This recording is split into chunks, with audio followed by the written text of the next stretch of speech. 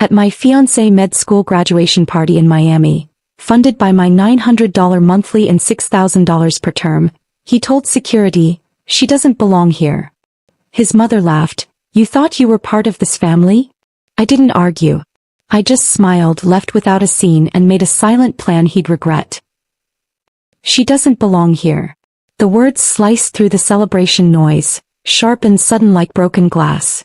I froze mid-step, champagne flute trembling in my hand as Kevin's voice, the same voice that had whispered forever against my skin countless nights, dismissed my existence with casual cruelty. His mother Diana's laughter followed, cold and cutting. "You thought you were part of this family? But I'm getting ahead of myself. That moment would come later. First, you need to understand who I really am. My name is Rachel Mitchell.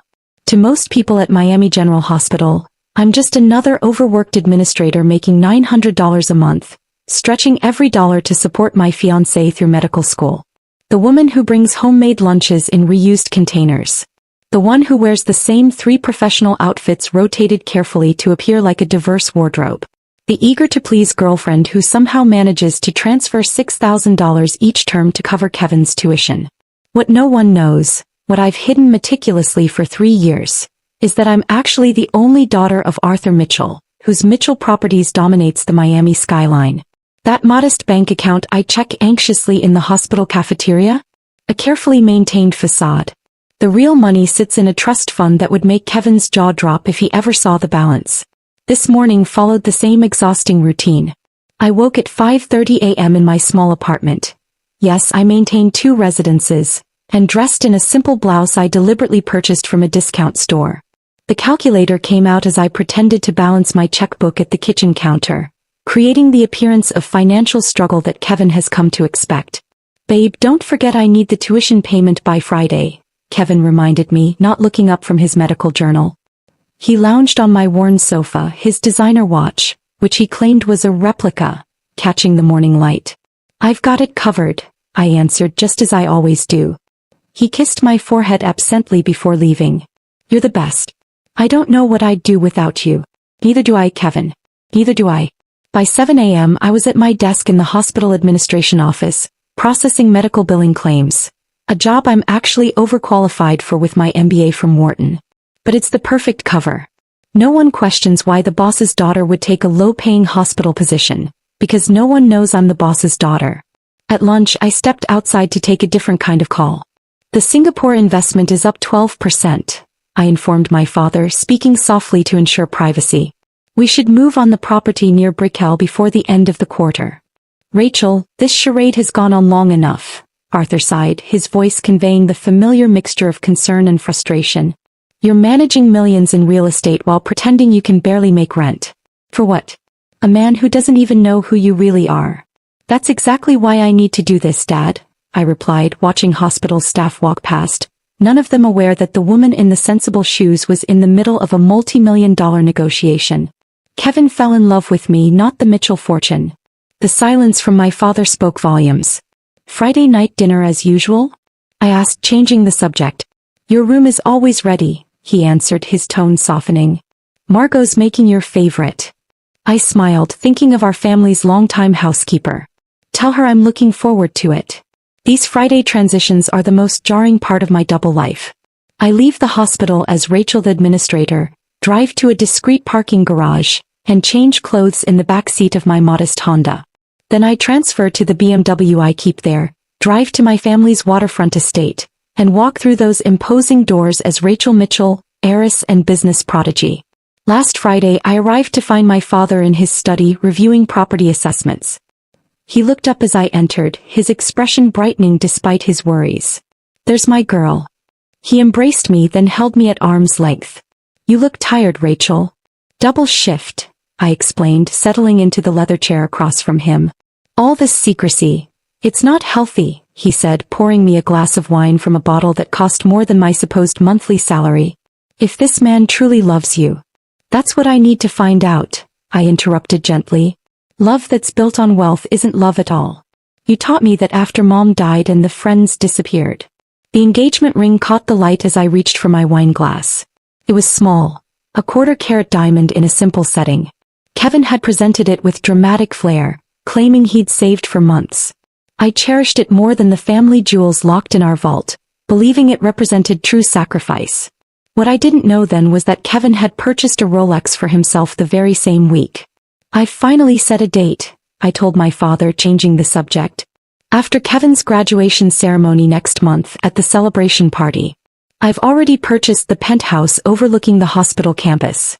I'll give him the keys there, show him who I really am." Arthur's eyebrows rose.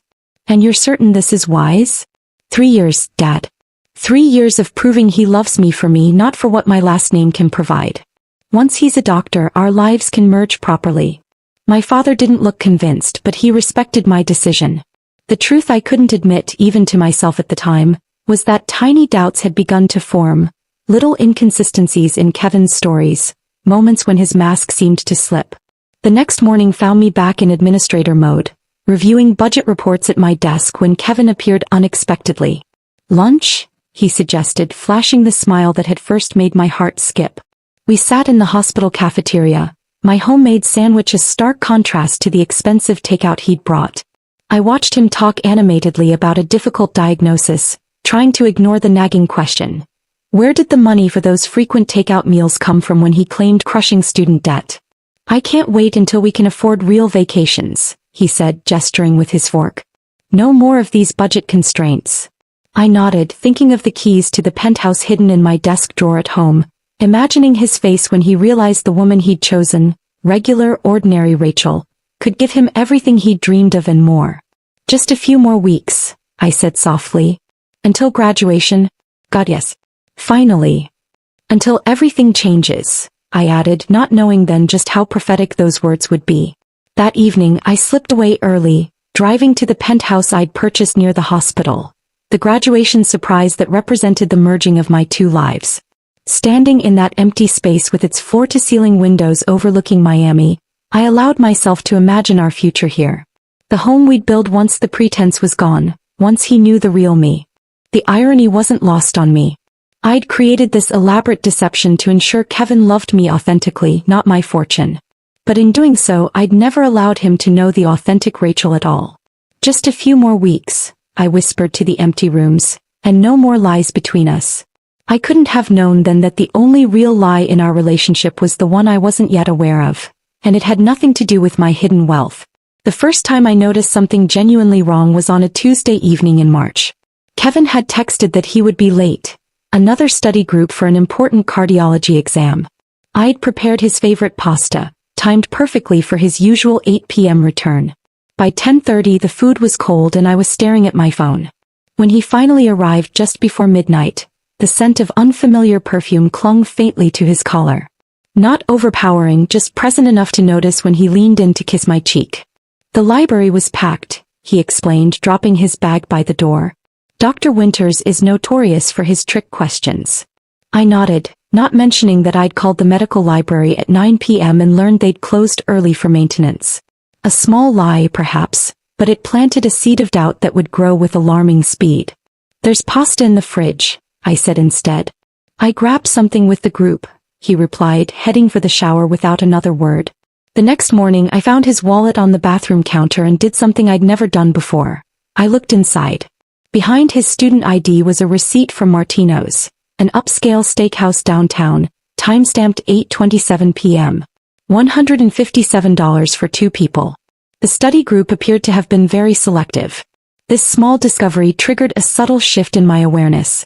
Suddenly I began noticing patterns I'd been blind to before. The broke medical student narrative Kevin had carefully constructed started showing inconsistencies like a cheap sweater unraveling at the seams.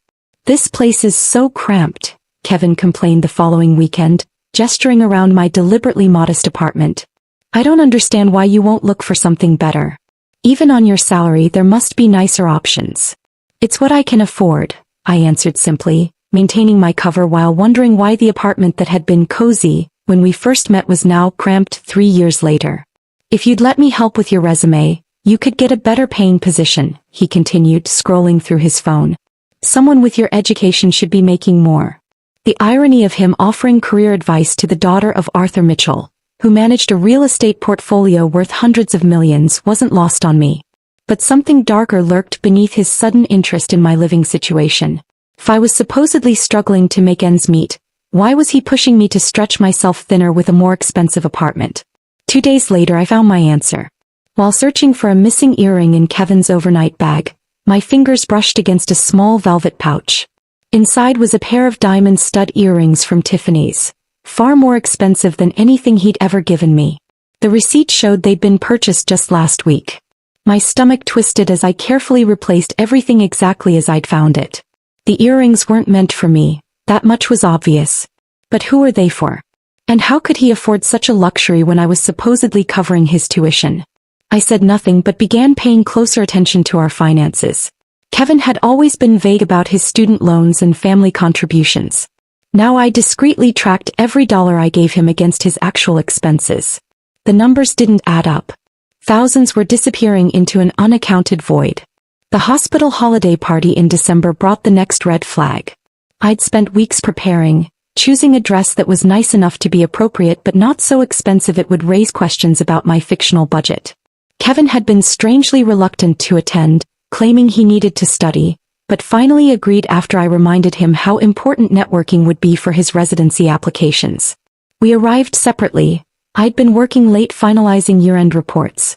When I entered the ballroom I spotted Kevin near the bar with a group of residents. Drawing closer I heard him mid-conversation. Just waiting for the right opportunity after graduation. My roommate works in administration here actually. There she is now. Roommate. Not fiancé. Not girlfriend. Roommate. He noticed me and his expression flickered momentarily before recovering.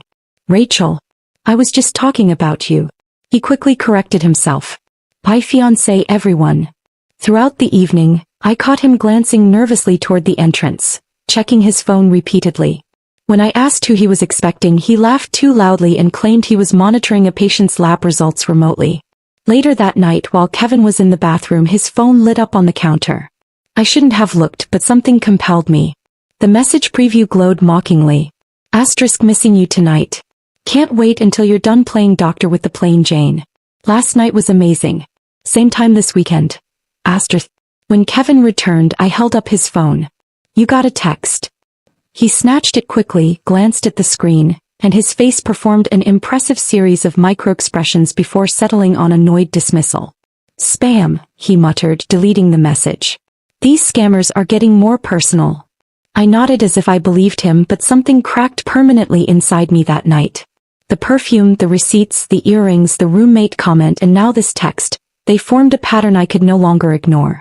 At our next Friday dinner my father noticed my distraction. You've barely touched your food, Arthur observed as we sat in his study afterward. What's wrong? For the first time I confided my growing suspicions. With each example I shared my father's expression darkened. I know you wanted to do this your way, he said finally, but I think it's time we learned exactly who this man is. I shook my head. I need to figure this out myself. Rachel. His tone was gentle but firm. Sometimes love blinds us to what's right in front of our eyes. 3 days later an envelope appeared on my desk at the estate. Inside were photographs. Kevin entering a luxury high-rise in Betrayal, the Avalon, one of Miami's most exclusive addresses. Additional photos showed him using a key card, clearly comfortable with the building. According to the private investigator's notes he visited this location 3 times in the past week, staying overnight twice. He has an apartment there? I asked my father incredulously, spreading the photos across his desk. Not in his name, Arthur replied. The unit is leased to a shell company. My investigator is still tracing the ownership. I stared at the images, trying to reconcile them with the man who complained about my cheap apartment while apparently maintaining a secret residence in one of Miami's most expensive buildings. There's more, my father said quietly, sliding another photo across the desk. This one showed Kevin entering the building again but not alone. A woman walked beside him, his arm around her waist. They were laughing about something. She was stunning, tall, elegantly dressed, entirely unfamiliar. The crack in my heart widened into a chasm. What are you going to do? Arthur asked. I gathered the photos carefully, my mind already calculating, planning. Nothing. Yet. Rachel. His graduation is in 3 weeks. I said, my voice steady despite the turmoil inside. I think it's time I learned exactly what game Kevin is playing before I reveal my cards. I left my father's study with the envelope of evidence, the foundation of my carefully constructed reality crumbling beneath my feet. The woman I'd pretended to be was running out of reasons to keep pretending. The photos burned a hole in my desk drawer for 3 days while I wrestled with what to do next. Part of me wanted immediate confrontation, to throw the evidence in Kevin's face and watch him try to explain it away. But the strategist in me, the businesswoman who had learned patience from Arthur Mitchell himself, knew better. I needed the complete picture before making my move. My position in hospital administration gave me access to the scheduling system. I told myself it was just verification, not an invasion of privacy, when I logged in after hours and searched Kevin's rotation schedule. What I found made my stomach turn. Every Thursday afternoon for the past 4 months, Kevin had blocked an hour for a recurring patient appointment. A woman named Vanessa Reeves. The first red flag was the location. Not the general clinic where residents typically saw patients, but a private consultation room in the East Wing. The second was the lack of notes in her file, unusual for a recurring patient. Social media filled in the blanks with brutal efficiency. Vanessa Reeves, pharmaceutical sales representative, her profile filled with Miami nightlife photos. And there, buried in her Instagram from just 2 weeks ago, a picture at a rooftop bar. Though Kevin wasn't tagged, I recognized his watch, his hand resting possessively on her lower back at the edge of the frame. My hands trembled as I closed the laptop. This wasn't just an affair. The calculated nature of it, using hospital resources, blocking official time, suggested something more deliberate. The next morning I made a decision. If I was going to understand what was happening, I needed to talk to someone who might have experienced the same thing. Someone who knew Kevin before me. Finding Autumn Sullivan wasn't difficult. She transferred to Baptist Health 2 years ago, around the time Kevin and I started dating. I sent her a simple email requesting a meeting about staffing coordination between hospitals, using my administrative role as cover. We met at a small cafe halfway between our hospitals. Autumn arrived looking professionally polished but wary, her red hair pulled back in a neat ponytail. Recognition flickered across her face when she saw me. "You're Kevin's fiancée," she said before I could introduce myself. "I've seen your picture on his desk." I nodded, suddenly unsure how to proceed. "I'm sorry for the pretense about hospital staffing." She studied me for a moment, then sighed. "What did he do?" The directness of her question caught me off guard. I think he's seeing someone else. Maybe multiple someones. "And you want to know if this is a pattern," she finished, signaling for coffee. "How much are you supporting him financially?" The question hit like a physical blow. "What do you mean?" "Tuition, rent, living expenses." She wasn't being cruel, just matter of fact. For me it was about $30,000 over 18 months. I picked up extra shifts, maxed out credit cards. He said we were investing in our future. My throat tightened. "Why did you transfer hospitals?" "Because after I caught him with someone else, a pharmacy student named Bianca, he made my life unbearable. Told colleagues I was unstable, that I'd been stalking him after a brief fling." Her hands wrapped tightly around her mug. It was easier to start fresh than fight the rumors. "Did he?" I hesitated. "Did he ask for specific amounts?" "Regular payments." She looked at me sharply. $6,000 per term for tuition. Plus, emergencies. "How did you know?" The identical amount couldn't be coincidence. Just a hunch. Autumn leaned forward. "Listen, Rachel. Kevin isn't just a cheater. He's systematic. After we broke up, I found notes he'd kept about me. How much I made, my promotion timeline, even my parents' financial situation. Like I was an investment he was researching." My pulse quickened. "Do you know how to reach Bianca?" "She works for Meridian Pharmaceuticals now." Autumn pulled out her phone. "We keep in touch. Sort of a survivors group of 2. She smiled grimly. 3 counting you." Bianca agreed to meet us that same afternoon. She arrived looking like someone who had processed her anger and emerged stronger. Designer suit, confident stride, eyes that held compassion when they met mine.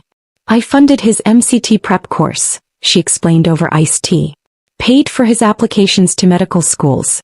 Covered rent while he studied. Then suddenly I wasn't supportive enough of his dreams.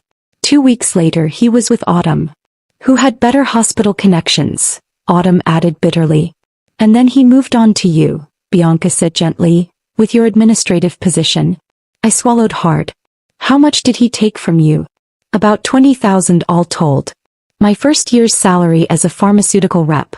She shrugged, but I could see the lingering hurt. Expensive life lesson. As they shared their stories, the pattern became undeniable. Kevin hadn't just cheated. He'd developed a calculated system of financial exploitation, moving from woman to woman as they served their purpose, each unknowingly funding different stages of his medical career. The final piece fell into place that evening. I'd never deliberately searched Kevin's things before, but now I entered his campus office with cold determination. The top drawers held nothing unusual: medical journals, stethoscope, protein bars. The bottom drawer was locked, but the small key I'd found hidden in his desk lamp at home fit perfectly. Inside was a leather-bound journal. Not a diary, something far more chilling. Spreadsheets. Calculations. Names with detailed notes. Asterisk Bianca Martinez. Family middle class but stable. Salary $65,000 with commission potential. Good for initial med school expenses but limited long-term growth. Emotional attachment forming too quickly, becoming demanding about commitment. Timeline to transition. Complete. Autumn Sullivan. Hospital connections excellent. Nursing salary with overtime potential $75,000 plus. Professional growth path limited. Growing suspicious about finances. Timeline to transition. Complete. Rachel Mitchell. Admin position with growth potential. Extremely financially responsible. No family wealth visible but excellent money management. Completely trustworthy and non-questioning about financial support. Potential to support through residency. Timeline, 80% complete. My fingers trembled as I turned to the most recent entry. Vanessa Reeves. Family connections to Brickell Medical Community. Father on board at Miami Central. Income $90,000 plus with pharmaceutical bonuses. Family wealth significant. Already secured apartment access. Timeline to transition. Preparations complete, waiting for residency confirmation before finalizing. The final page contained a detailed chart, a literal investment portfolio of women with amounts extracted, time invested, and return on investment calculations. I was listed as his most successful investment to date, with over $140,000 contributed over 3 years. Below my name was a note that made my blood run cold. Engagement strategy working perfectly. No suspicion. Will maintain until residency secured through her hospital connections, then execute transition to Vanessa post-graduation. I photographed every page, my vision blurring with tears that I refused to shed. This wasn't just betrayal, it was predatory, clinical, sociopathic. When I replaced the journal and locked the drawer, something had fundamentally changed inside me. The hurt was still there, but now surrounded by a cold, hard clarity. This wasn't about saving my relationship. It wasn't even about revenge exactly. This was about justice. As I drove home, I called Autumn and Bianca, asking them to meet again. Bring financial records, I said. Everything you can find about what you gave him. What are you planning? Bianca asked. Something fitting, I replied, my mind already calculating the precise architecture of Kevin's downfall. He's been investing in his future through us. I think it's time for his portfolio to crash. For the 2 weeks leading up to Kevin's graduation, I lived a strange double life within my already divided existence. By day, I continued playing the role of devoted fiancé, smiling through discussions about our future while secretly coordinating with Autumn and Bianca to document every dollar Kevin had extracted from us. By night, I made arrangements for what I still believed would be the moment my two worlds finally merged: Kevin's graduation celebration. The Ocean Terrace Hotel, one of Miami's most exclusive beachfront properties, wasn't the venue a hospital administrator making $900 monthly could possibly afford. I told Kevin it was funded through a special collection among hospital staff and his fellow graduates. A plausible explanation he accepted without question, too focused on his upcoming moment of glory to notice the impossibility of the math. In reality, I arranged everything through 3 different event planners, using shell companies linked to my trust but untraceable to the Mitchell name. The ballroom overlooking the Atlantic cost more for one night than my supposed annual salary, every crystal champagne flute and orchid centerpiece selected with care. If this was to be the night that changed everything, I wanted it to be perfect. though for entirely different reasons than I'd originally planned. The irony wasn't lost on me as I dressed for the evening, selecting a simple blue dress that still maintained my modest means facade. The penthouse keys I'd intended to present to Kevin sat in my jewelry box, replaced in my evening clutch by copies of his damning journal entries and a small digital recorder. Kevin and I arrived separately. He went early for the graduate procession while I came later for the reception. The moment I entered the glittering ballroom, I sensed something was off. Conversations stuttered as I passed. Glances were exchanged, followed by whispers. A woman I didn't recognize studied me with barely concealed amusement before turning to her companion with a comment that sparked uncomfortable laughter. Kevin stood across the room in his graduation regalia, surrounded by admirers, his mother Diana at his side. She'd flown in from Boston specifically for the ceremony, the first time we'd met in person despite our 3-year engagement. When Kevin spotted me, his smile faltered almost imperceptibly before recovering. He waved but made no move to approach or introduce me to the group around him. For 30 minutes, I circulated solo through the party I'd arranged and paid for, making polite conversation while watching Kevin and Diana deliberately work the room in patterns that somehow never intersected with mine. Each time I approached, they would mysteriously shift to another conversation cluster. "You must be Rachel," a voice finally said behind me. I turned to find Diana Blackwood, Kevin's mother, appraising me with cool calculation. Up close, I could see where Kevin had inherited his charm, and his ability to mask true intentions behind a pleasant expression. "Mrs. Blackwood, I'm so happy to finally meet you," I replied, extending my hand. She took it briefly, her grip limp and dismissive. "Kevin tells me you work in the billing department or something." "Hospital administration," I corrected gently. "How nice." Her tone suggested it was anything but. I always admire people who are content with modest achievements. Before I could respond, she glanced over my shoulder and brightened artificially. "Oh, I simply must say hello to the Hendersons. Kevin mentioned they might have an opening in their practice." She touched my arm with cold fingers. "We'll catch up properly later, dear." She disappeared into the crowd, leaving me with the distinct impression I'd been assessed and found wanting. I hadn't expected warmth from Kevin's mother, but such naked disdain was surprising, especially since, according to my fictional backstory, I was the supportive girlfriend who had helped fund her son's education.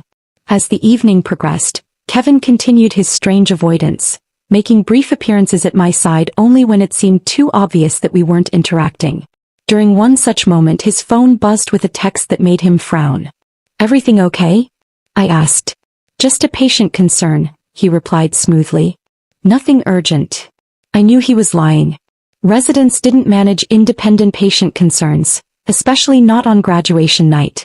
10 minutes later, he excused himself to the restroom for the 3rd time that hour. Something compelled me to follow him, maintaining a discreet distance. Instead of turning toward the restrooms, Kevin slipped down a service corridor that led to a small terrace overlooking the ocean. Diana was already waiting there. I positioned myself just inside the doorway, hidden by a decorative palm. Their voices carried clearly in the night air. "She's starting to notice something's wrong," Kevin was saying. "I need to be careful these last few weeks." Diana scoffed. "I don't understand why you're dragging this out. The girl is obviously beneath you. No family connections, mediocre job, not even particularly attractive." "She thinks we're getting married next spring," Kevin replied. "I need to maintain that until my residency position is confirmed. Her supervisor is on the placement committee." "And Vanessa? She's getting impatient." "It's under control. Her father's already hinted he can get me into the cardiology fellowship track directly. Just another month at most." I felt oddly calm as I listened, as if I were observing a scene in a movie rather than the dissolution of my own relationship. "Her salary's not great, but every dollar helps," Kevin continued. "Once I'm settled at Miami Central, I'll break things off. Tell her I need to focus on my career." Diana laughed. "You've always been good at managing your investments." "Yes, Mom, I've already lined up someone better. Rachel's just investment material, not family material." The words should have hurt, but instead they simply confirmed what I already knew. I stepped back, intending to retreat before they returned inside, but collided with a waiter. His tray of empty glasses clattered to the carpet. Kevin and Diana turned sharply at the noise. For a moment no one spoke. The look of panic that crossed Kevin's face was almost worth the 3 years of deception. I straightened my shoulders and walked directly toward them, my heart pounding but my expression perfectly composed. Diana recovered first, her face transforming into a mask of social politeness. "Rachel, dear, we were just coming to find you," she lied smoothly. I looked at Kevin, whose expression was cycling rapidly through shock, calculation, and damage control. "How much did you hear?" he finally asked. "Enough." I took another step toward them, and something in my expression must have alarmed Kevin. He glanced around, spotting a security guard patrolling the terrace perimeter. With a subtle gesture, he beckoned the man over. "Is there a problem here, sir?" the guard asked. Kevin's transformation was immediate and complete. Gone was any trace of the panic-stricken man caught in a lie. In his place stood a confident young doctor, radiating authority. "Yes," he said calmly. "She doesn't belong here. Could you please escort her out?" The guard looked confused, glancing between us. "Sir." Diana laughed, then a sound like breaking glass. "You thought you were part of this family? Oh, honey." Other guests had begun to notice the commotion, turning to stare. I felt their eyes like physical touches, curious, pitying, entertained by the unexpected drama. In that crystallizing moment of public humiliation, with 3 years of lies exposed under the glittering chandeliers of a party I had secretly funded, I made a decision that would alter everything that followed. I didn't cry. I didn't scream.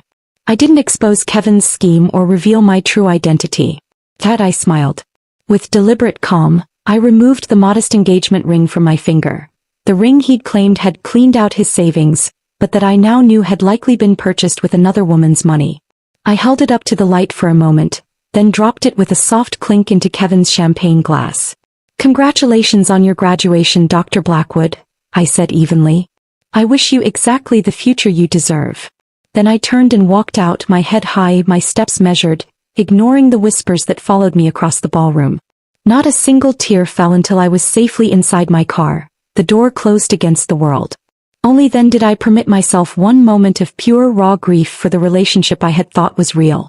One moment to mourn the love that had never existed. Then I dried my eyes, started the engine, and began mentally calculating exactly how to dismantle Kevin Blackwood's carefully constructed future. I didn't drive to my small apartment that night. There was no reason to maintain the charade any longer. Instead, I drove directly to the waterfront high-rise where my actual residence waited. A penthouse overlooking Biscayne Bay that I'd purchased 3 years earlier but rarely used, maintaining it only as a convenient meeting place for business associates who couldn't know about my dual identity. The doorman's eyes widened slightly as I stepped from my modest Honda rather than the usual town car. "Good evening, Ms. Mitchell. It's been some time."